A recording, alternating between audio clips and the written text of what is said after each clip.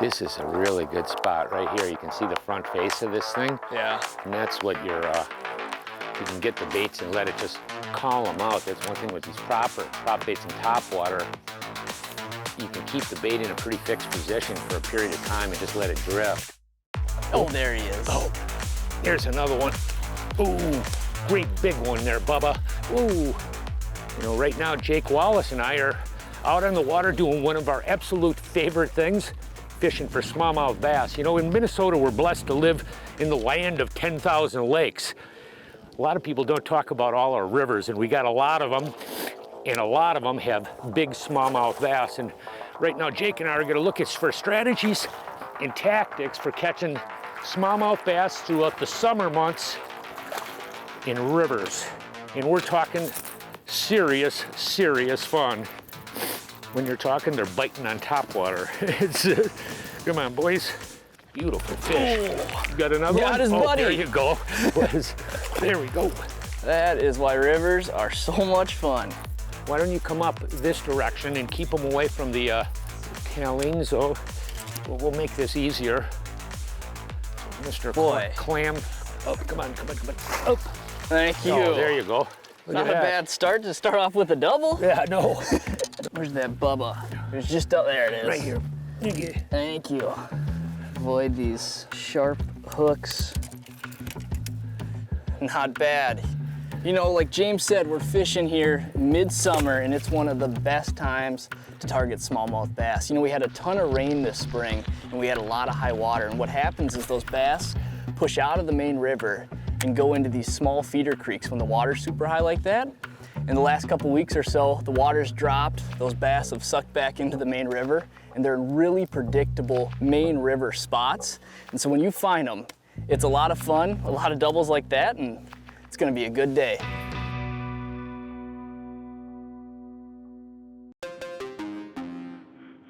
You see how that current is sweeping into the left, from left to right here. See up there, I'd cast up that way and let it sweep in. Oop, there's one. There he is, nice. Oh, we got me one on a topper. Yep, that's one thing I like about the topper. You can deal with these runts a little bit easier. You can do a little bit better manhandle on them with a bait casting rod and 17-pound mono. Yeah, deal with them. Huh, no, this guy is right on the bubble of a flipper. I could flip him, but I'd rather not with that skitter prop in its mouth. Oh, come here, buddy. Come here. Okay, there we go. Look at that. Oh, boy, it's a little bit heavier one. These fish are really carrying a lot of weight on them. Come here, buddy. We're gonna get this thing back in the water and talk a little bit about one really important aspect of fishing for smallmouth is understanding the nature of the fish. And realistically, we're fishing like in about a 50-mile section of water, river miles. And these fish make really dynamic movements. And what I mean by that, many of these fish may travel over the course of the year in excess of 20, 30 miles. And at this time of the year, midsummer, certain sections of the river unquestionably hold more fish. Come on, boys. Okay. Boy, that was a beautiful fish. Yeah, First buddy. one on a topper. Oh, but my buddy's got another one. The top bite's happening, yep. That's a good sign. It is. As I was saying, these fish really can make really dynamic movements seasonally. And what I mean by that, in winter, these fish winter in deep holes, and that's usually above the dam in this particular section or below the dam, which is quite a bit of water here. Throughout the spring, the water rises. We have a lot of rain. This year, we actually had a tremendous amount of rain, and the fish spread out within the system looking for the best available forage as well as spawning habitat. Throughout the summer when we're here, this is really sort of prime time right now for summer fishing. And what we're looking for is shallow, fast water sections of the river. Those are really key areas throughout the summer, not only for bass, for walleyes, smallmouth bass, muskies, all the different species of fish will target or focus in those areas because of food, oxygen, and current. That's the real key, because they're not anywhere. You just don't dump in the river generally, and they're everywhere. That's not the case. These fish are making very, very distinct movements where you get into areas and then you'll find big, vast groups of fish in a really confined area. Then you'll have vast areas where there are no fish. Oop. Oh, there he There's, is. oh, wow. Now this is gonna be an interesting activity here. Come here, boys. Oh, wow. That, boys, he's right in a pretty serious feeding spot there. You need the scoop, sir? Yeah, this is gonna be more of a nettable. Yep, all It'll right. make this far in a way easier, I think. Okay, well, I'm coming. come here. I do have 17 on here, but okay. Nope, I guess I can just land her. Okay, It's not all that, right. It's not that bad. Come here, buddy. Come on, buddy. There you go. Ooh, there we go. I do know one thing.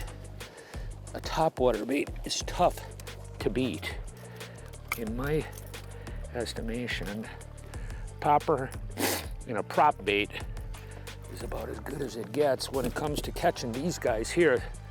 Come here, beautiful, beautiful fish. Look at that guy. Come here. We'll get her back in the drink.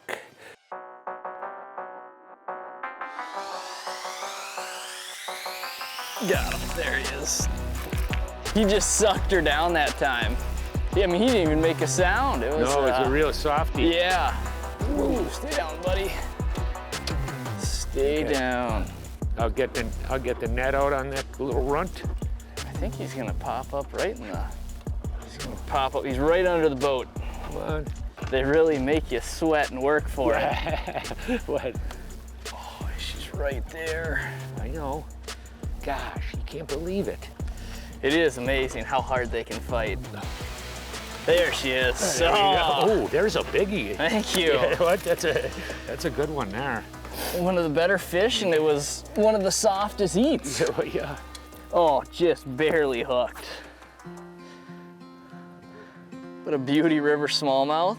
You know, one really important thing that people don't really think about is line. And for topwater fishing like this, it's really, really important. I think it is, especially when you're throwing big baits like this with big hooks. Not only that, the type of line. I'm fishing with Suffix monofilament. I like a pretty good sized reel. This is a Tutula, a 150 high-speed reel. But the other thing is about the reel itself. This 150, you'll notice it actually has a larger spool. When I'm fishing with that heavier monofilament, it affords me to make longer casts. The last thing is I'm fishing with the St. Croix Mojo bass, the 7'1", medium heavy, fast action. You know what I mean? So a lot of times you're hooking them way out on the end of the cast, and it's the rod, reel, and line combination that ultimately, to land the fish is pretty key. You know, right now we're fishing for smallmouth bass, but no matter what you're fishing for, whether it's steelhead, muskie, walleye, bass in rivers, the biggest part about fishing rivers is understanding and reading water and actually visually seeing where the fish are positioning. And one big thing to look for is current breaks, right? And that could be a number of different things, whether it's covering the river like rocks or wood piles, or it's seams in the river where you actually have a big eddy that's pushing the fast current coming down, and then you've got slack water behind it. Those are the types of areas that you want to look for. That's a good one Yeah. there. Whoa, whoa. That's Wow, a big he one. was a real bull snapper. Look where she was sitting, right Yep. where it's supposed to, right on the front face. Wow, whoa, I'm not kidding you, these boys are tough.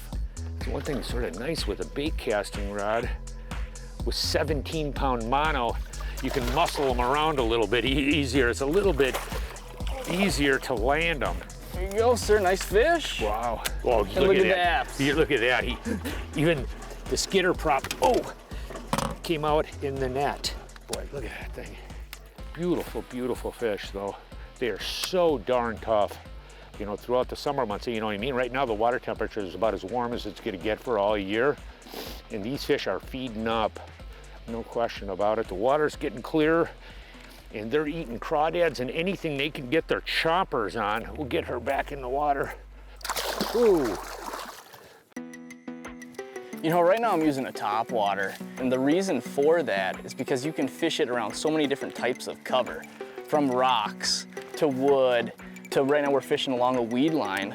But if you look on the floor of the boat here, we've got a ton of different baits, from spinner baits to crank baits to swim baits to tubes.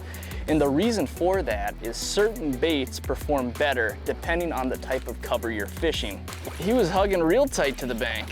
You know, as an example, spinner baits perform exceptional in wood, right? You can throw them into wood, they don't get snagged up. Oh man, this dude's built like a little rectangle. Crankbaits work exceptionally well on deeper rocks, right? So it's nice to have a variety of different presentations laid out depending on where you're gonna be fishing in the river. This looks pretty good, huh, Jim? It does. This is right where we're casting that real deep current seam.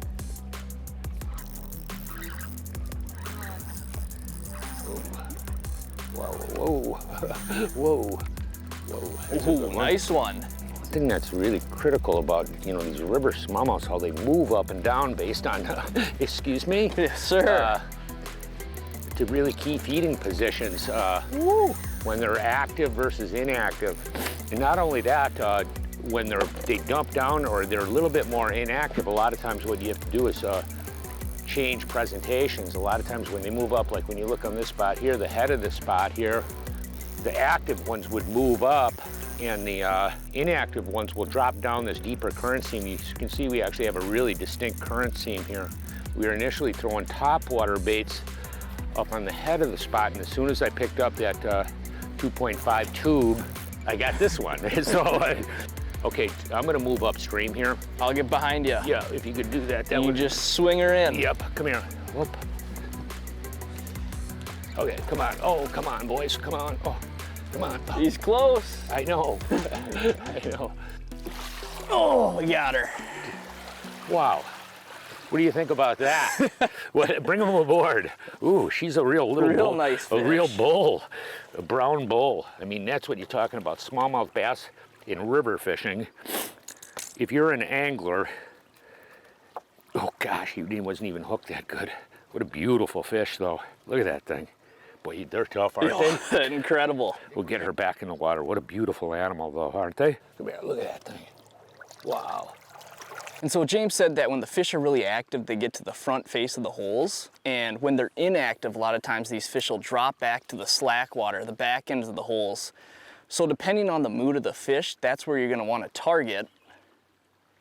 Oh boy, I just got hit there. The real interesting thing is this applies to all different river fish. You know, Jake fishes steelhead and trout a lot in rivers. All river fish sort of react the same. They have the tendency to move to really predictable spots to feed, and when they're inactive, they're either going to go downstream or upstream out of that real main current flow or the conveyor belt of food.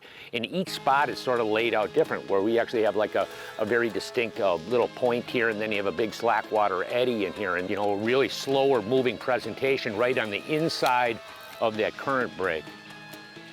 There he is, got him. Size? It's hard to tell. There you go. Feels a nice one, nice one. Switched up, went to the tube. We'll see. Okay, okay. There I'll you go. switch with you, sir. I'll go up Okay, above, let me make it move easy. into my random position here. Where's he at? That's one thing nice about the spot lock, where it holds us, or the talons, whatever the case may be, when you hook a fish. Otherwise we'd be downstream here about 20 yards before probably 50 yards before we'd even land this runt. He's got this physics rod just bent over. They are so tough. I know, like it's crazy. Amazing. I know. I mean, he's nice, but he's, you know. He's not big. No, I know, he's not that's what big I by mean. any stretch of the imagination, and they are just such brawlers. Oh, come here, buddy. Oh, there we go. Thank you. That's a nice one. Look at that guy. Nice, buddy. See, the tube has been the program. He's got that tube down the hatch. There it goes, right there. Beauty. All right, let's fire her back. There she goes. You know, we've been using a lot of different rods here, but one I've been using a ton today is the St. Croix Physics 710 medium light power and an extra fast action. Now this Physics line is awesome. It's super high end and it's incredibly sensitive, which is really nice because we've been fishing a lot of different covers, and I can feel this tube going over rocks. I can feel it if I hit a piece of wood. I can feel it obviously when the fish bite. And it's a great rod for doing this, and it really loads up well too, because I mean, these fish are pulling in this current, And so it's nice to have a longer rod to really absorb some of those head shakes and control the fish a little bit better. And on this physics, I got it paired up with a Daiwa Procyon aluminum 3000 size reel. It's got a buttery drag. It's great for fighting these fish. And I've got it spooled up with Suffix Advance 832 braid in a 10-pound test. And the one thing we did different here with our setup is normally when you're fishing smallmouth bass, you want to go lighter, go finesse, you know, whether a 6-pound fluoro for a leader or maybe an 8-pound. And today we're running 12-pound Suffix Advanced fluorocarbon. And the reason for that is these fish are fighting hard and we wanted a little extra strength to be able to turn their heads upstream. It's a deadly setup for river smallmouth.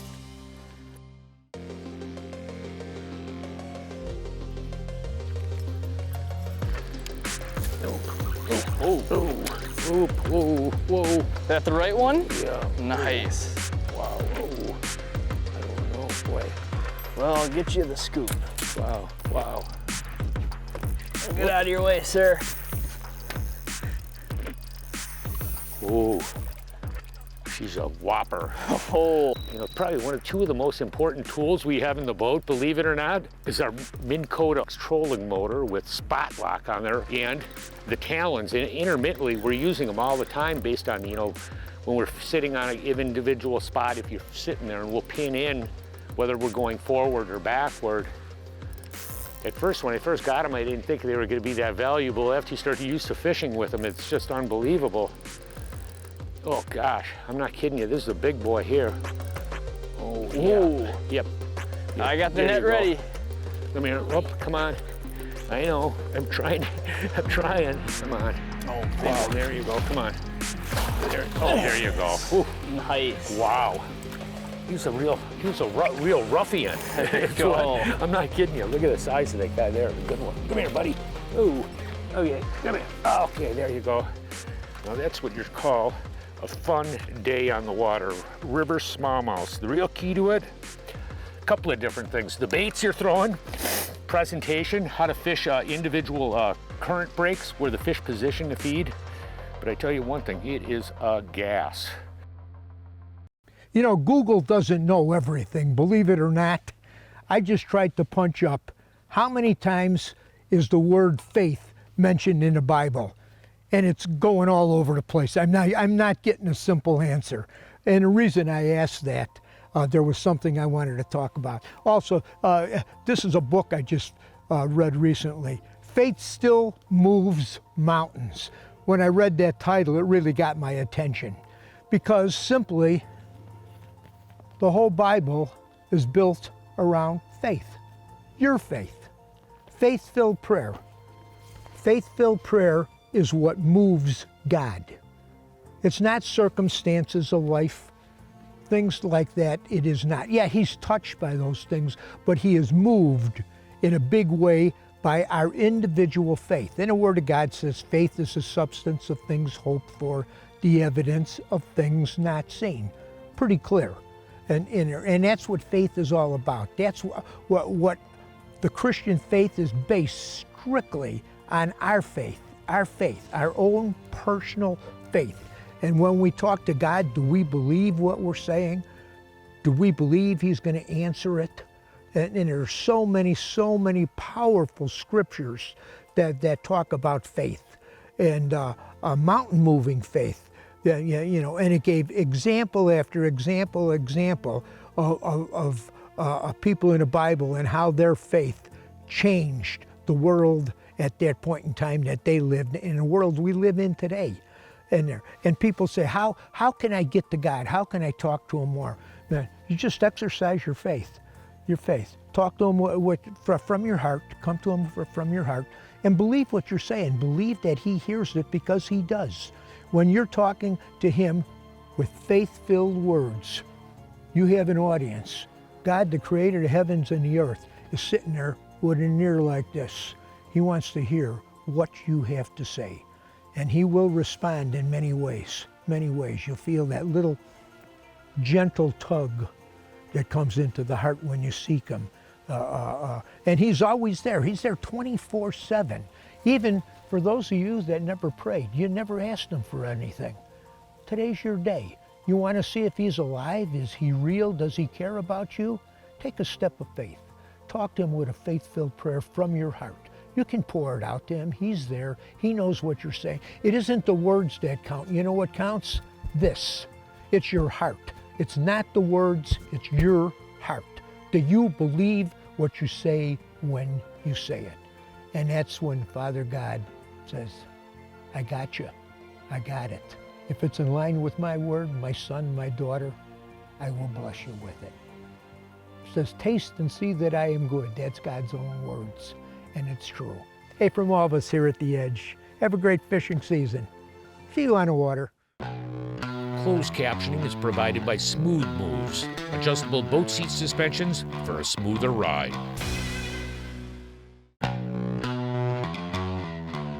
This segment is brought to you by Drotto, the catch and release boat latch. They like to eat when you're throwing the right thing. You don't have all bluebird flat calm days. Just a perfect eating size fish. See, that's what I'm talking about, these Daiwa drag. We got walleye stuff, we got crappie stuff, we got pike stuff. This boat is rigged up about as nice. Easy to use, and it flat out works. It's a must-have when you're talking about big waves. Well, these trout are so darn tough. Incredible 11-year warranty. So that was on a number 8 Shad Rap. Your style of boat control is really key. One that was there from the very beginning. You want to be able to see in the water. The adventure begins. We are loaded for bear, we got You know, pikes. there's so many different ways to fish for walleye. Dependability and efficiency. Simple, fast, and easy. The best rods on the planet.